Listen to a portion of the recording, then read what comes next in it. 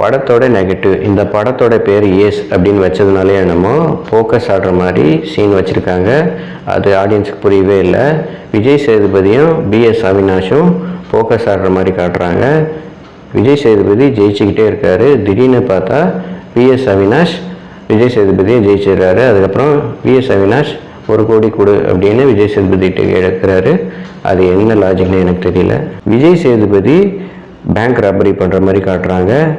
Bank எதிரில் உள்ள lorry ட்ரக்லேருந்து காசை எடுத்துக்கிட்டு ஈஸியாக எஸ்கேப் ஆகிறாரு. விஜய் சேதுபதி யோகி பாபு காம்பினேஷனில் வர காமெடி சீன் ஓரளவுக்கு ஒர்க் அவுட் ஆகிருக்கு. கிளைமேக்ஸ் போர்ஷன் கிட்ட ருக்மிணி வசந்தும் திவ்யா பிள்ளையும் ஹீரோக்கு ஹெல்ப் பண்ணுற மாதிரி சீன் வச்சுருக்காங்க. அது ரொம்ப நல்லாவே அமைஞ்சிருக்கு. மியூசிக் டைரக்டர் ஜஸ்டின் பிரபாகர் இந்த படத்தோடைய சாங்ஸ் பண்ணியிருக்காரு. அதுக்கப்புறம் சாம் சிஎஸ் பேக்ரவுண்ட் ஸ்கோர் பண்ணியிருக்காரு. ரெண்டுமே சுமாராக தான் இருக்குது. டைரக்டர் ஆறுமுககுமார் இதுக்கு முன்னாடி ஒரு நல்ல நாள் பார்த்து சொல்கிறேன்னு விஜய் சேதுபதி வச்சு படம் எடுத்தார். அந்த படமும் சுமாராக தான் இருக்குது. இந்த படம் ஆக்ஷன் காமெடி த்ரில்லர் மூவியாக ட்ரை பண்ணியிருக்காரு. இந்த படமும் சுமாராக தான் இருக்குது. விஜய் சேதுபதி மகாராஜா விடுதலை பார்ட் 2 வெற்றியை தொடர்ந்து இந்த படத்தில் நடிச்சிருக்காரு. இந்த படம் ரிலீஸ் ஆகுதுன்னு பெரும்பாலான ஆடியன்ஸுக்கு தெரியாது. இந்த படத்தில் விஜய் சேதுபதி நல்லா தான் நடிச்சிருக்காரு.